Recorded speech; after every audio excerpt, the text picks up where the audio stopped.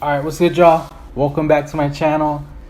Finally, bro. Oh my goodness. Finally, we're talking about football, baby!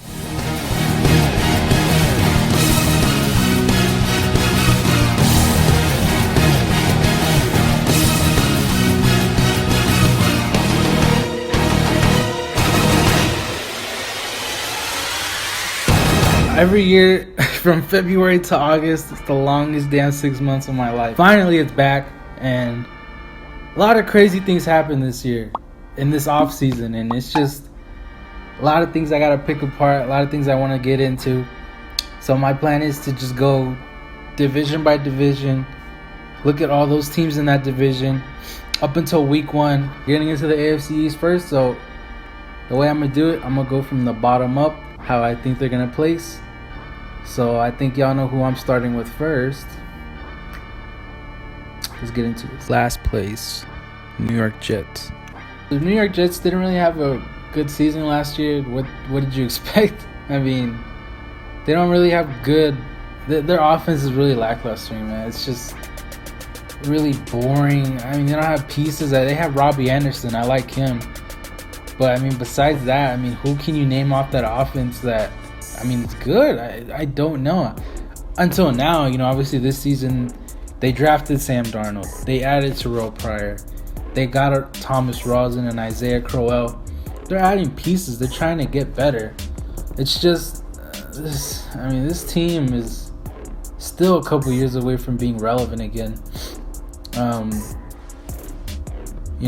think if they had the team they have this year, all the pieces, everybody they drafted this year, last year, they would have easily been a 7-8 win team. In my opinion, with some of the games they won, I mean, it was surprising, it was shocking. But this season, they're not gonna do half of the stuff they did last year. I mean, winning wise, I don't know, just losing Mo Wilkerson, and I understand why they let go of him. It just wasn't producing, it wasn't performing. Let him go. I mean, what else are you going to do, right? I mean, just comparing their schedule from last year to this year, I mean, this schedule is going to be something crazy. And if we're taking a look at it, I'm going to break down what I think is going to happen game to game, who they're going to win, who they're going to lose, things like that. So the first game, boom, Lions, lost. I just think the Lions are going to be better. They got Matty P, Matt Patricia. They're going to be more disciplined on defense, so that's a loss. Miami, I'm going to give them Miami just because Miami doesn't seem like they're going to be the same this year. Less explosive. The defense might take a couple games to get used to each other. Browns. People, listen to me. When I get into this division, when I talk about the Browns, they're going to be good. They're going to be good, and I'm not going to talk about it right now because I'm going to just be blabbering on, and we're talking about the Jets right now. So just to keep it short and sweet, they're going to lose to the Browns. They're going to lose to the Browns. I'm on the bandwagon. I'm with Cleveland, man. I'm telling you. And I'll explain why I think that. They're going to lose to the Jaguars. They're going to lose to the Broncos. I mean, they got shut out by the Broncos last year, and the Broncos were not as good as I think they're going to be this year, so that's a loss. They're going to lose to the Colts just because Andrew Luck is coming back, and when him and that offense click, it's hard to stop. That defense right now is trash. I'm sorry. It is just garbage. Some of the defensive players they have on that team, just the way they put together that defense, it's not a good defense, but I still think it's going to be an offensive show. I think Andrew Luck will win that game. Andrew Luck will win that game, not the Colts. Andrew Luck. They're going to lose to the Vikings. They're going to lose to the Bears. All right? And I know it's a young team, but I just think they have a better team put together than the Jets do. I'm going to give the Bears that game. They're going to lose to Miami because Miami Heat is something gross and disgusting, and the Jets don't really play good in Miami, so I'm going to give the Miami Dolphins that advantage. They're going to beat the Bills at home just because I think the Jets at home, when they play division rivals, there's something else. And even when they play the Patriots, they give them a game, bro. Like, I think they'll beat the Bills that week. They got the bye week 11. They're gonna lose to the Patriots. I'm just saying right now, the Patriots are gonna sweep them again this year. I'm not really going to get into why, but I think people should know why the Patriots are going to beat the Jets. The Titans, I really, really thought about this, and if you really think about it, it's week 13, and I think you could say this about any game late in the season. It's when, a lot more injuries start happening, a lot more teams start getting tired, players start getting tired. It's just the wear and tear of a regular season in football. I think this could be a trap game for Tennessee. What I mean by that, if you don't know what a trap game is, it's a game where you think a team should win, and it's no problem. And sometimes teams go into games like, oh man, it's whatever, and then they end up losing. This could be the Titans trap game. I think the Jets could beat them. I'm going to say they win. Let's just say that. They're going to beat the Titans at Tennessee, which that's crazy just saying that, but they'll beat the Titans. They're going to lose out the rest of the schedule. I mean, they got the Texans, Deshaun Watson, and they got, hold on, look at the schedule.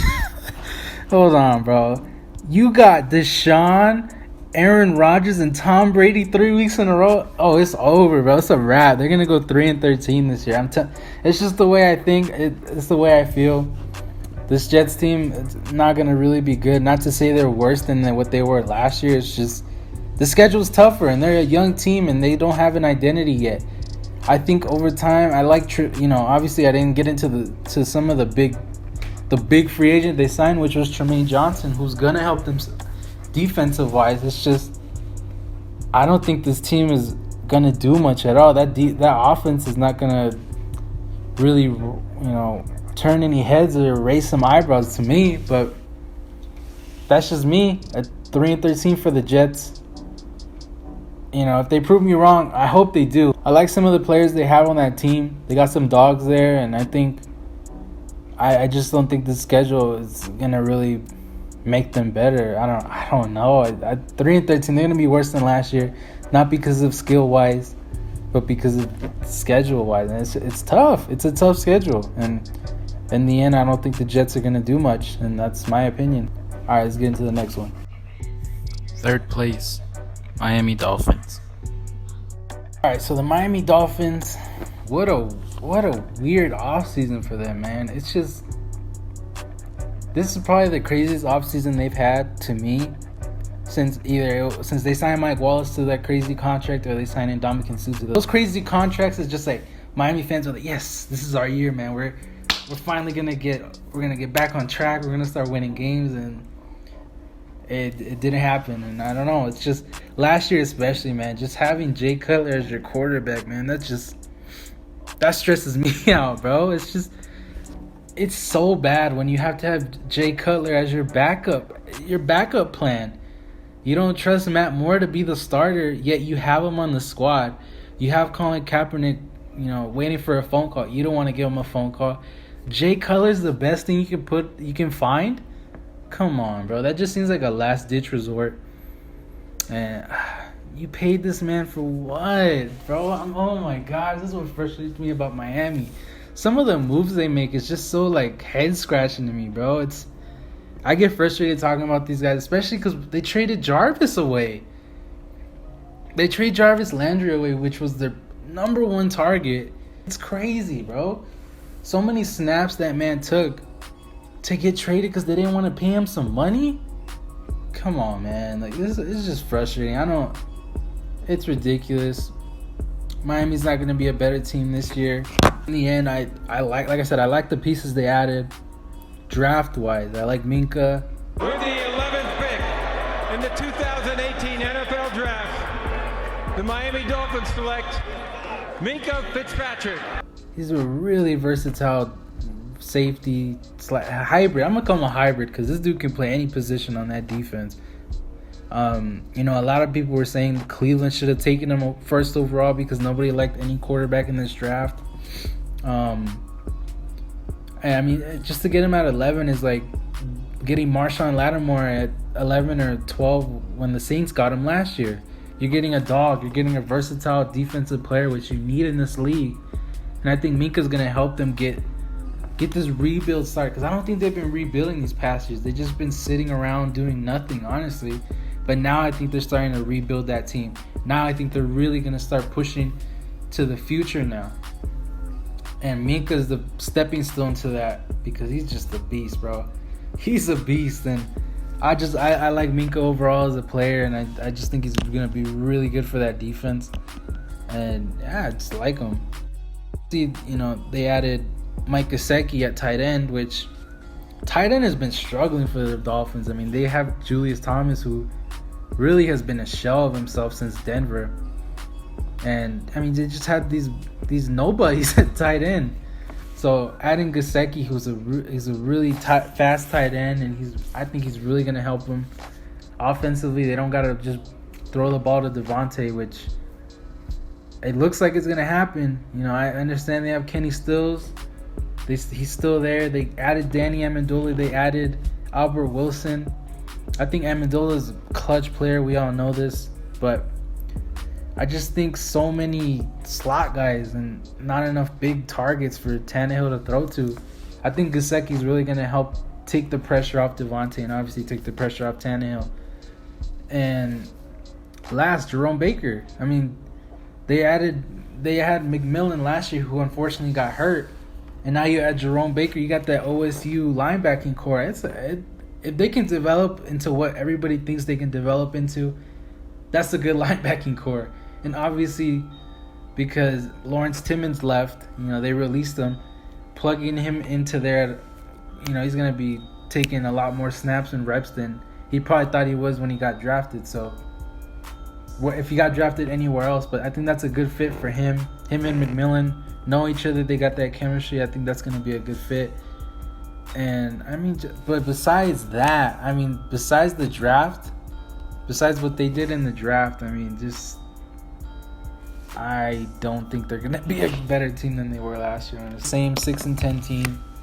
Like I said, I don't expect much from them just because the offense is a little weird to me.